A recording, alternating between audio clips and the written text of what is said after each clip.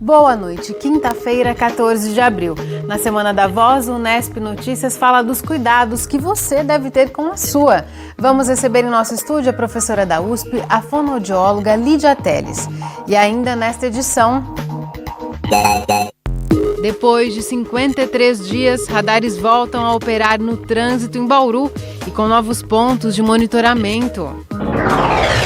Bonecas negras, bonecos com deficiência. Você vai saber por que é importante oferecer na infância brinquedos que representam a diversidade da vida real.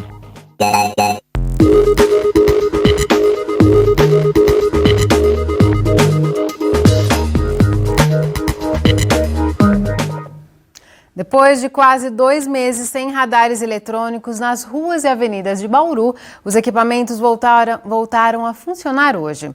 E agora a cidade tem novos pontos de monitoramento. A partir de hoje, motoristas que passarem por aparelhos como este, acima da velocidade permitida, voltam a ser multados por excesso de velocidade. Durante 53 dias, Bauru ficou sem radares por causa da troca da empresa responsável pelo serviço. Com o retorno do monitoramento, alguns pontos estão recebendo os equipamentos pela primeira vez. É o caso da quadra 15 da Avenida Getúlio Vargas. Quem circula pelo local deve ter atenção redobrada com a novidade. Ademir está instalando uma loja em frente a um dos radares da Avenida Getúlio Vargas. Para ele, é uma medida necessária. É uma forma de, não de coibir, mas de educar o trânsito. Estava contando para mim que você veio de Ribeirão Preto para cá. Em Ribeirão, a prática de radar fixo não existe. Não existe. Radar fixo não. Ainda não, né?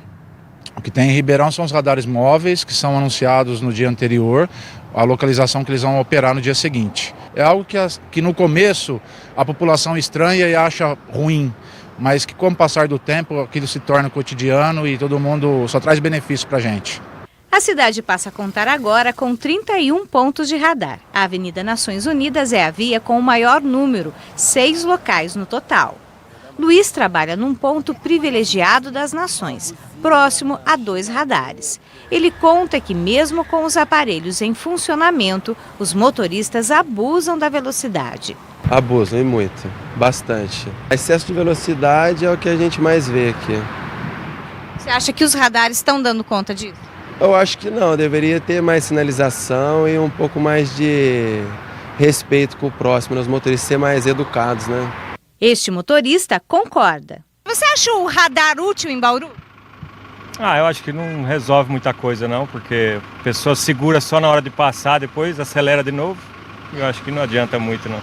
No ano passado, radares como este registraram em Bauru quase 30 mil multas por excesso de velocidade. Só nos 2 primeiros meses deste ano, os radares flagraram quase 4 mil motoristas, excedendo o limite permitido para as vias. Ainda existe um número elevado de infrações, mesmo os radares estando identificados, existirem placas com indicação do limite de velocidade, as pessoas continuam abusando.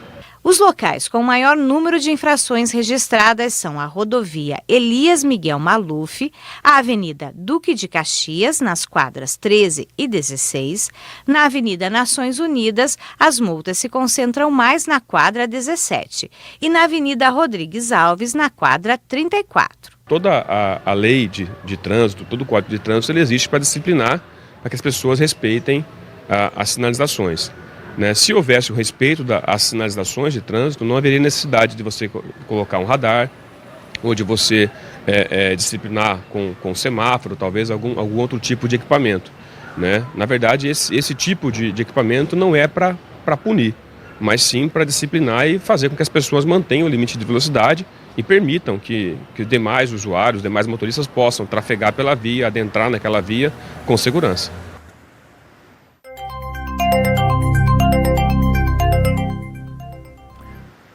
O calorão de outono segue firme. Hoje os termômetros bateram de novo na marca dos 34 graus. Veja como fica o tempo nos próximos dias. Agora chove em pontos isolados no oeste do estado e na divisa com o Paraná, na região de Ourinhos. Amanhã o tempo deve ficar estável na maior parte do estado, mas podem cair pancadas na faixa leste. Em Bauru, as chances de chover hoje são remotas. Amanhã e no fim de semana, o sol deve predominar. Agora a umidade do ar é de 58%. Não venta neste momento. Hoje os termômetros variaram entre 21 e 34 graus. Amanhã a mínima prevista é de 23 e a máxima de 35 graus. A campanha de vacinação da gripe, que inclui a proteção contra o vírus H1N1, começa no fim deste mês. E a Secretaria Municipal de Saúde está agendando os pacientes que não têm condições de se dirigir a uma unidade básica de saúde. Eles vão receber a imunização em casa. Os detalhes com a repórter Leire Bevilacqua. A vacinação contra a gripe em Bauru começa no dia 30 de abril, mas quem precisa receber a vacina em casa deve fazer o agendamento até o dia 25. Quem nos dá mais detalhes é a enfermeira da Seção Técnica de Imunização, a Daniele Salles. Daniele, quem pode receber esse serviço em casa? O cadastramento ele já está sendo feito em todas as unidades básicas de saúde, de segunda a sexta-feira, das 9 às 4h30, tá? Os beneficiários dessa vacinação domiciliar vão ser os pacientes acamados ou extremamente restritos ao lar que estejam dentro dos grupos prioritários da campanha. Tá? Um familiar deve comparecer à unidade básica de saúde mais próxima da casa, levando o RG, o cartão SUS e um comprovante de endereço do paciente que deseja ser vacinado em casa. E quando começa a vacinação dessas pessoas acamadas? A vacinação inicia-se no dia 30 de abril. Terão unidades volantes que irão nas casas e a gente pretende vacinar todos os acamados no dia 30 ainda. Muito obrigada pelas informações. Então, só lembrando que o prazo de agendamento vai até o dia 25 de abril. Leire Bevilacqua para o Unesp Notícias. No próximo bloco, a gente fala da importância de oferecer brinquedos inclusivos para as crianças. Eles funcionam como uma representação do mundo e ajudam a definir valores na infância. Daqui a pouco, voltamos num instante só. Voltamos com uma dica de passeio para a família toda. Observatório Didático de Astronomia Lionel José Andriato, que fica lá no IPMET, vai abrir neste sábado à noite, das 7 às 10 horas. Vão ser oferecidas palestras, observação de Júpiter e da Lua em telescópios e atividades lúdicas para as crianças. O observatório fica na Estrada Municipal José Sandrin, sem número, ao lado do IPMET. A entrada é de graça e as observações do céu dependem das condições do tempo. Você já parou para pensar que um brinquedo pode representar muito mais que uma diversão para uma criança? Imagina para uma garotinha negra não se identificar com a infinidade de bonecas brancas que estão à venda nas lojas. Por isso é importante oferecer aos pequenos objetos lúdicos que retratem a diversidade da vida real. Os brinquedos mudaram bastante ao longo dos últimos anos e não foi só por causa da tecnologia. Algumas empresas começaram a pensar no processo de construção da identidade das crianças que brincam com eles. Bonecos negros e jogos que trabalham deficiências são muito mais do que diversão para os pequenos. O brinquedo, para a criança, ele não é um brinquedo, mas ele é uma ponte para que ela se insira na sociedade, na família, na escola onde ela se encontra. E o brinquedo ele tem um papel forte, por exemplo, a identidade étnica. As crianças asiáticas, as crianças afrodescendentes. Por outro lado, as crianças que têm algum tipo de especificidade, por exemplo, as crianças cadeirantes, as crianças que têm baixa visão ou visão residual.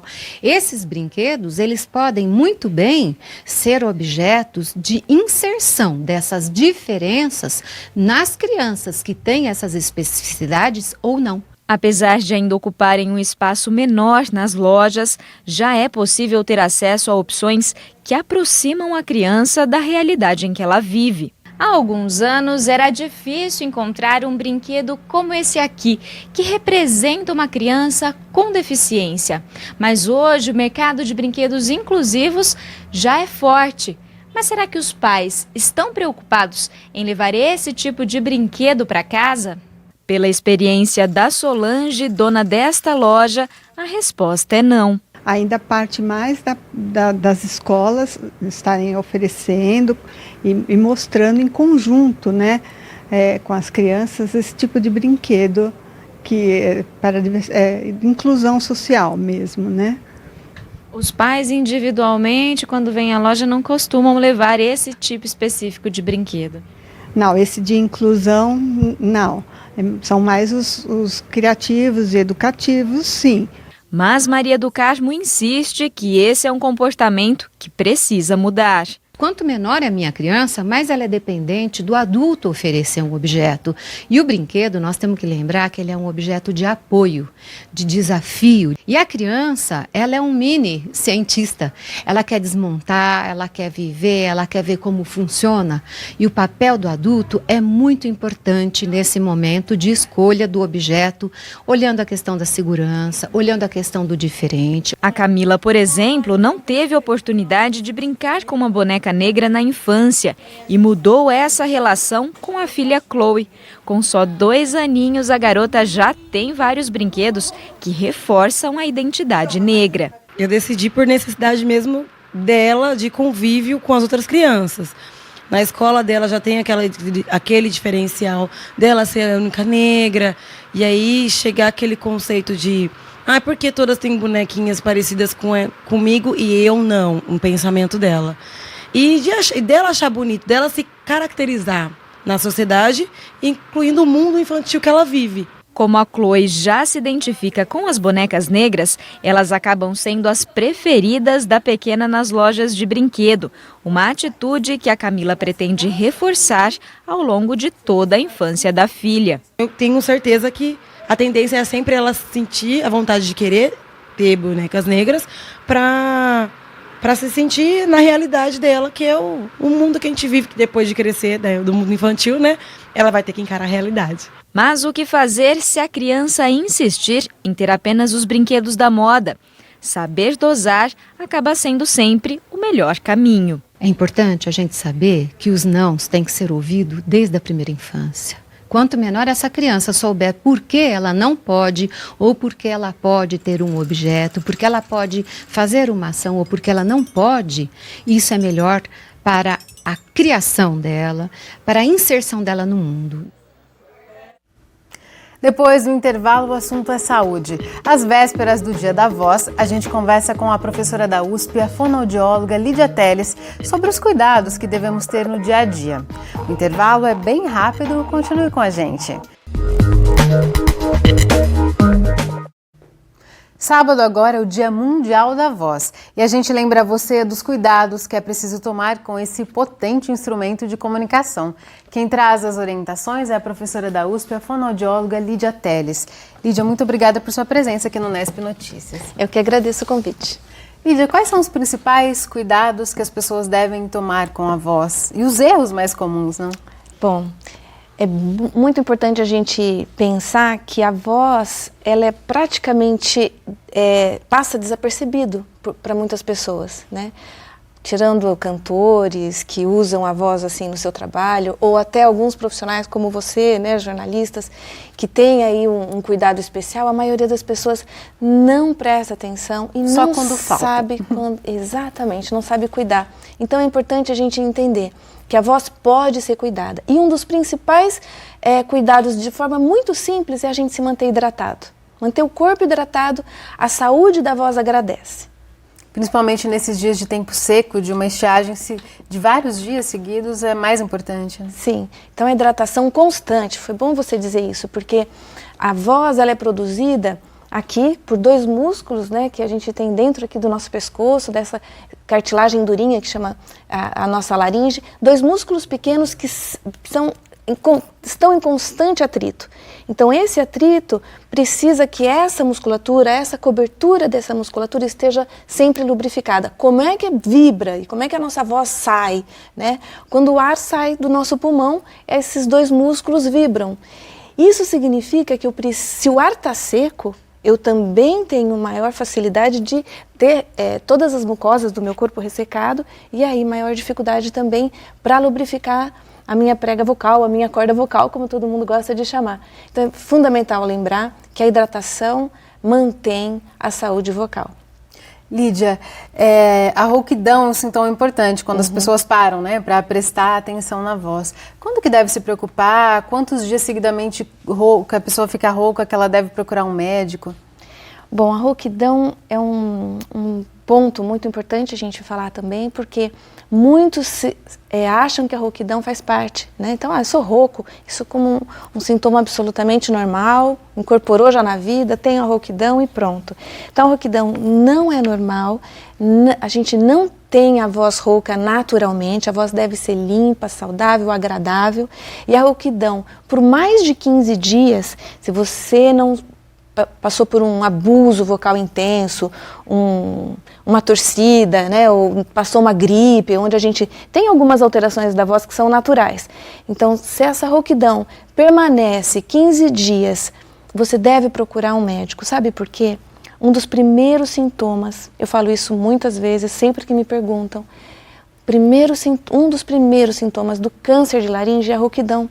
Então, de uma forma muito simples, se eu aprendo a identificar na minha voz uma rouquidão e não deixo para lá, isso é rouco, né? Isso não é nada, não custa a gente investigar. Não é que toda rouquidão será um câncer, não é isso. Mas pode ser. Mas é entendendo que, principalmente, eu posso evitar um dano muito maior se eu identifico no início. E para aquelas pessoas que têm o hábito de falar muito, para aqueles professores, né, que sempre nos perguntam, puxa, por que eu fico rouco? Faz 5 anos que eu estou dando aula, já faz 2 anos que eu estou dando aula e a minha voz está se tornando rouca. Por excesso de esforço, por mau uso, por não preparo do corpo para essa função. Esses profissionais, Lídia, os professores, pessoas que trabalham com telemarketing, que usam a voz por um longo período de tempo, essas pessoas têm que tomar cuidados adicionais. Sim, então exatamente esses cuidados que vão garantir essa saúde vocal. Eu vou dar um exemplo simples, comparando esses profissionais da voz a atletas. Então, os atletas, um jogador de futebol, ele precisa preparar o corpo dele para entrar num jogo, ele não vai simplesmente começar a jogar. Então, esse preparo para essas pessoas é fundamental. Como faz esse preparo? Com um fonoaudiólogo. Então, ele vai receber uma orientação, exercícios simples que devem ser realizados com disciplina e frequentemente, mas de uma forma muito simples no seu dia a dia, que vai garantir essa saúde e esse bem-estar. E não só previne, né, algumas lesões que poderiam aparecer, como melhora o desempenho da voz, melhora o desempenho desse profissional na sua comunicação. São exercícios de aquecimento da voz, desaquecimento, né? Sim, exatamente. São chamados, né, de programas de aquecimento vocal e depois, então, já que você comentou, programas de desaquecimento também. Exercícios para serem realizados depois do uso da voz para ajustar essa voz que estava lá falando muito forte, dando aula, né, com um volume mais intenso, aí chega em casa, continua falando forte, continua gritando em casa, como se estivesse na sala de aula. Tá certo, e sábado é o Dia Mundial da Voz e a USP organiza uma programação especial aqui em Bauru, né? Queria que você adiantasse um pouquinho o que vai ocorrer amanhã, na sexta-feira e no sábado também. Bom, amanhã a gente tem uma passeata que vai ser muito bacana lá no Calçadão da Batista, então os alunos, professores e alguns funcionários vão estar lá no calçadão distribuindo água, maçã, que são 2 ícones, símbolos da saúde da voz, folhetos, panfletos com dicas de orientação que você pode guardar no bolso e depois ler na sua casa e também tirar sua dúvida lá. Então, amanhã das 11 até umas 1h30 da tarde, quase 2 horas, o grupo da fonoaudiologia vai estar lá no calçadão. E no sábado, a gente vai fazer uma ação semelhante ao do calçadão, com entrega de água, maçã, orientação também para a população. E o diferencial no Bauru Shopping, que vai acontecer no sábado das 11 da manhã até umas 8 da noite, é a presença de corais e cantores da nossa região, de Bauru e de cidades vizinhas, que vão estar se apresentando para enfeitar o Dia da Voz, né, para comemorar junto com a gente. Para a gente concluir, Lídia, eu sei que até a sua área de pesquisa, qualquer pessoa ela tem condições de melhorar a expressividade vocal, até para se posicionar de forma mais segura. É possível melhorar sempre? Sim. Então a expressividade do profissional que usa a voz na comunicação pode ser aprimorada assim, postura, respiração, forma da sua apresentação, tudo isso ele pode se conhecer melhor, né, e se desenvolver sempre. Certo, muito obrigada por sua participação. Eu que agradeço. O Unesp Notícias fica por aqui. A gente volta a se encontrar amanhã às 6h30 da noite, ao vivo. Tchau!